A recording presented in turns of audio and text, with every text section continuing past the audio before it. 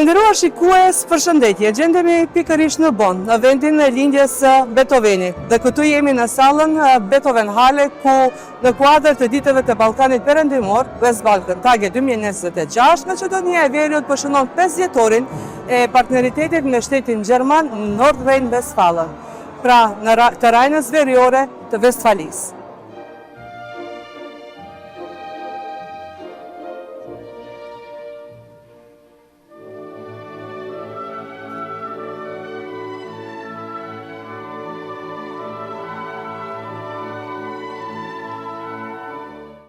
Ka momente kur muzika nuk mbetet vetëm në skenë, por shndrohet në një përjetim që kalon nga artisti te publiku dhe mbetet aty. Muaji i prill për Filharmoninë e Maqedonisë së Veriut shënoi pikërisht një moment të tillë, një rrugtim që nisi në Shkup dhe për herë të parë vazhdoi në Gjermani, duke sjellë të njëjtin program koncertal në skena të ndryshme dhe për publik të ndryshëm. Ky turne u realizoa në kuadër të ditëve të Ballkanit Perëndimor, Westbalkan Tage 2026 dhe shënimit të 5 vjetorit të bashkëpunimit ndërmjet Maqedonisë së Veriut dhe rajonit gjerman Nord Rhine-Westfaleni, dhe një iniciativë që synon të afroj kulturat dhe të krijoj ura komunikimi përmes artit. Rrugtimi muzikor nisi në Shkup, ku programi u prezantua fillimisht për publikun vendas, si një hap i parë drejt një rruge që shumë shpejt do të merrte dimension tjetër. Stacioni i radhës ishte Bonni, një qytet i shtrirë përgjatë lumit Rajna, i njohur si vendlindja e Ludwig van Beethoven dhe një nga qendrat më të rëndësishme të muzikës klasike në Europë. Në këtë qytet, salla Beethoven Hale që nga viti 1959 ka qenë një nga hapësirat më të rëndësishme koncertale, ku muzika interpretohet, por mbi të gjitha përjetohet. Dhe pikërisht në këtë skenë, Filharmonia e Maqedonisë së Veriut u prezantua për herë të parë para publikut gjerman, duke sjellë një program që ndërthur repertorin klasik me identitetin muzikor të vendit. Mbrëmja nisi me poetë dhe fshatari, një hapje e gjallë që vendos menjëherë ritmin e koncertit.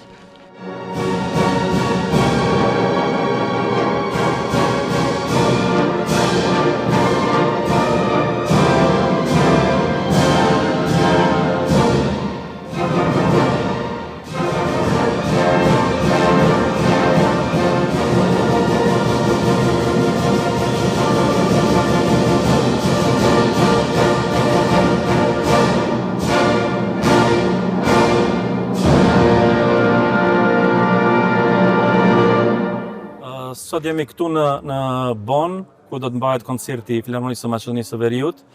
Kjo është ngjarje e 5 vjetorit të çështjeve diplomatike të shtetit të Maqedonisë së Veriut me Gjermaninë Perëndimore në Westerwallen. Do të thotë këtu kemi 2 koncerte, Filharmonia e Maqedonisë do të prezantohet me 2 koncerte në Bonn dhe nesër në Oberhausen, ku Desar Sulejmani, maestro Desar Sulejmani, cili është edhe iniciatori së bashku me mu për të sjellë Filharmoninë e Maqedonisë së Veriut në Gjermani, do të prezantohemi me një koncert madhështor me 2 solistët si Hana Badivuku dhe Pascal Krapovski. Kështu që urojmë që edhe nesër në Oberhausen të kaloj shumë bukur dhe kjo mbrëmje të kaloj shumë bukur. Çfarë pritshmërie keni për publikun këtu se si do ta pranojë, sepse ishim edhe në Shkup me të njëjtin koncert, i njëjti prezantohet sonte në sallën në Bonn dhe sigurisht edhe në Oberhausen. Çfarë prisni nga solistët edhe nga Filharmonia, mirë po edhe nga publiku? Po ne do të prezantojmë, do të shfaqim kulturën e muzikore të Maqedonisë. Kemi pritshmëri të mëdha, do të besoj që do të kënaqim publikun gjerman apo publikun që jeton këtu në Gjermani, dhe do të jetë një koncert i suksesshëm edhe sot, edhe nesër në Oberhausen. Faleminderit, uroj që edhe kjo iniciative juaja na sjell edhe pranë ekraneve tona këtë kënaqësi që na e dhuroni këtu brenda edhe për publikun e Gjermanisë. Faleminderit shumë.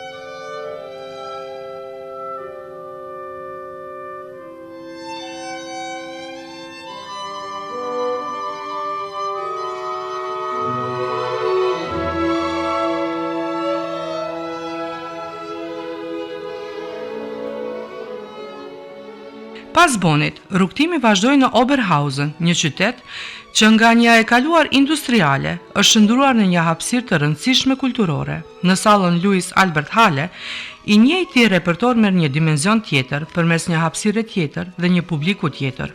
Orkestra e drejtuar nga dirigjenti Desar Sulejmani, i cili në bashkëpunim me drejtorin e Filharmonisë Mustafa Imeri, është pjesë e këtij projekti të realizuar në kuadër të Ditëve të Ballkanit Perëndimor, duke bërë të mundur prezentimin e këtij programi edhe para publikut gjerman. Në skenë krijohet një dialog i ndjeshëm muzikor në veprën për violinë dhe violonçel të Camille Saint-Saëns, ku solistët si Hana Badivuku Hoxha dhe Pascal Krapovski ndërtuan një bashkëinterpretim të mrekullueshëm, ku çdo tingull kaloi nga njëri instrument te tjetri, duke krijuar një rrjedhë të pandërprerë dhe një komunikim të drejtë për drejtë me publikun.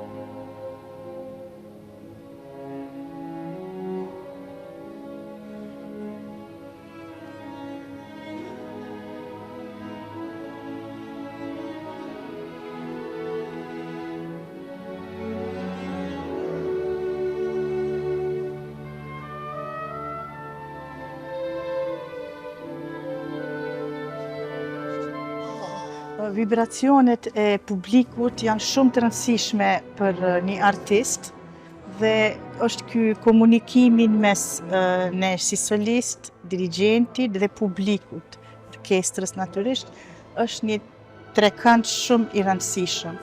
Edhe natyrisht çdo artist e ndjen këtë vibracion në mënyrë të posaçme. Më duket që sonte në këtë koncert e ndjet pak më tepër, më duket që edhe emocionet e juaja janë ndryshuar. Po, mendoj që kjo vepër është vepër premierale, nuk është ekzekutuar më parë në Maqedoni.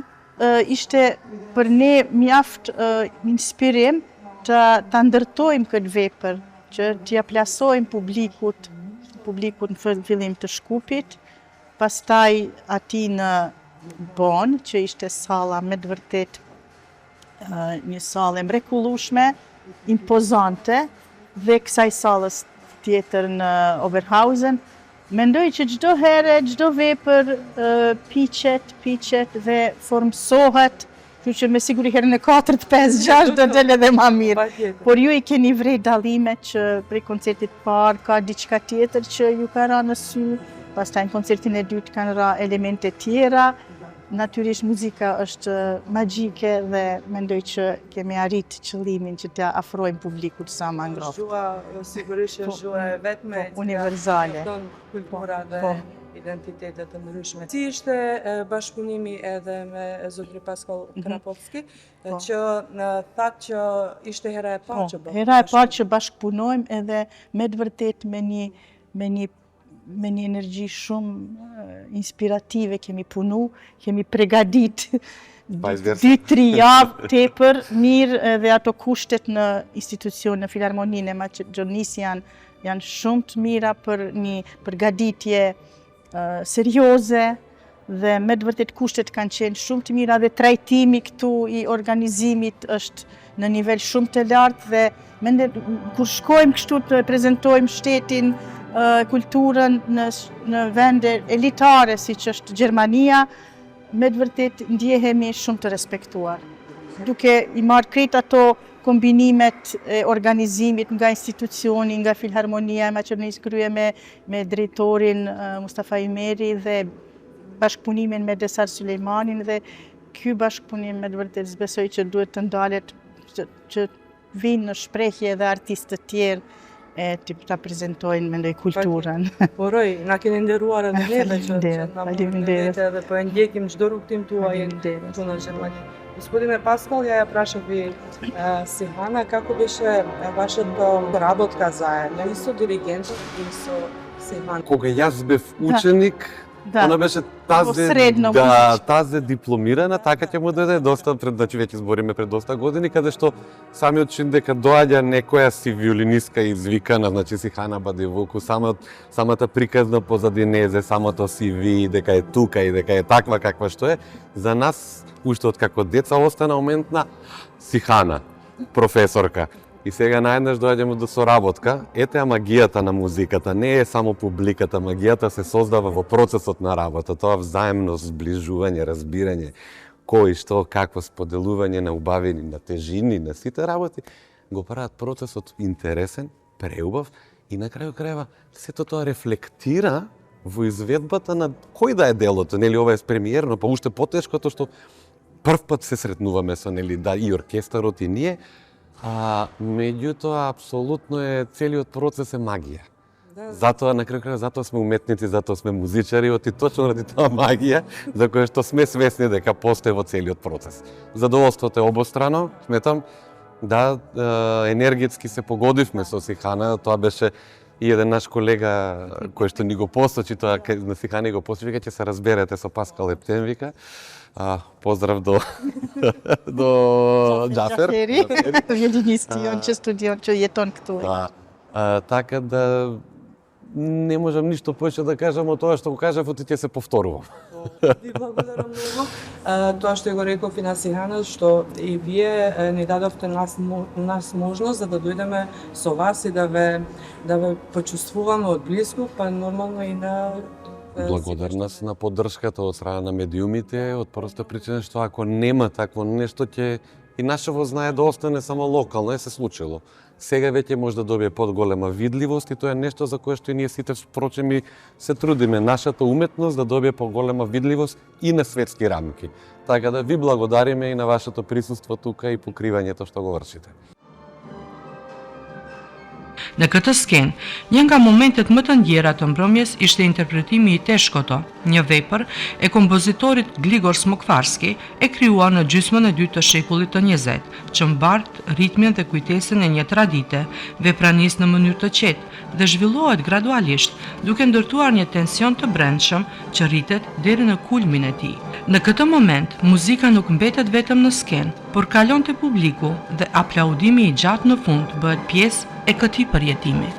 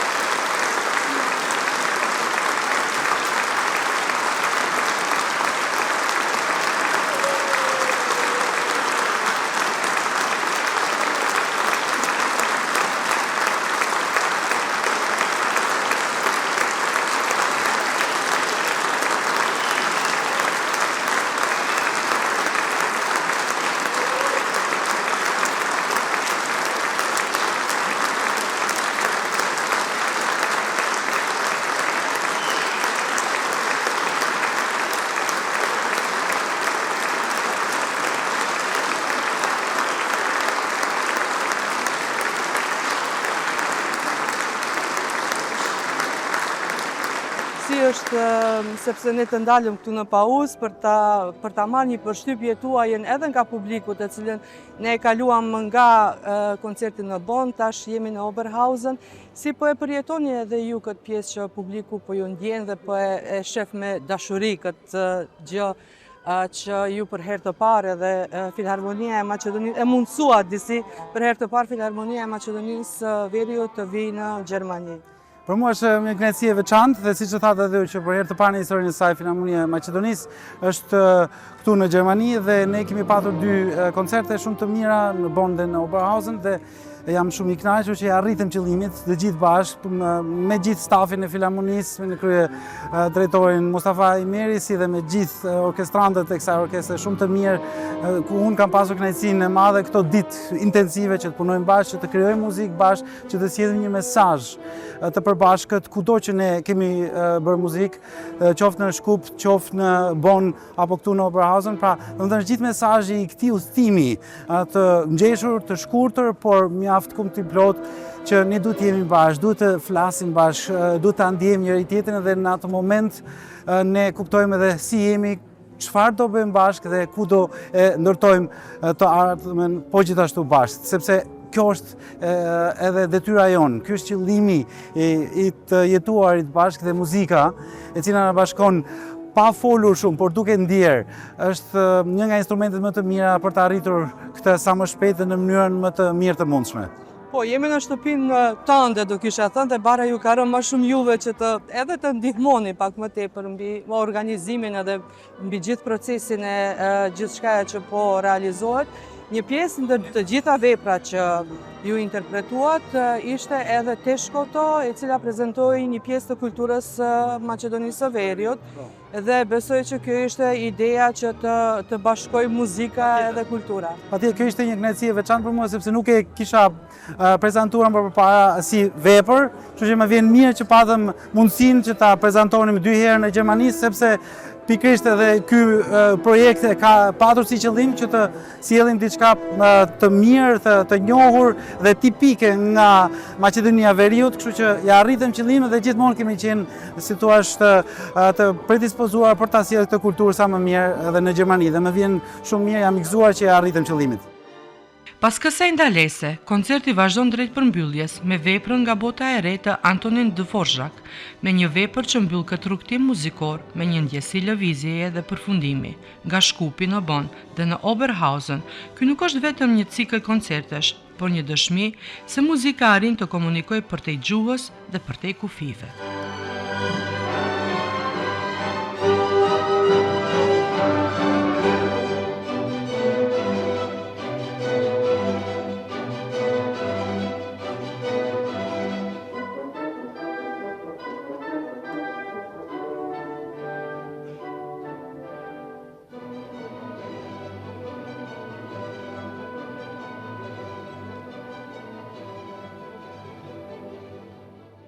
Gjendemi pikërisht këtu në Louis Alberts Hale, në këtë sallë ku përfundoi rrugtimi artistik i Filharmonisë Maqedonisë së Veriut. Me një program shumë të pasur dhe me një program shumë emocional, ata dhuruan një emocion të veçantë. Kështu që uroj që të ndiqni edhe në vazhdim gjithçka që ka ndodhur këtu në këto salla kaq domethënëse.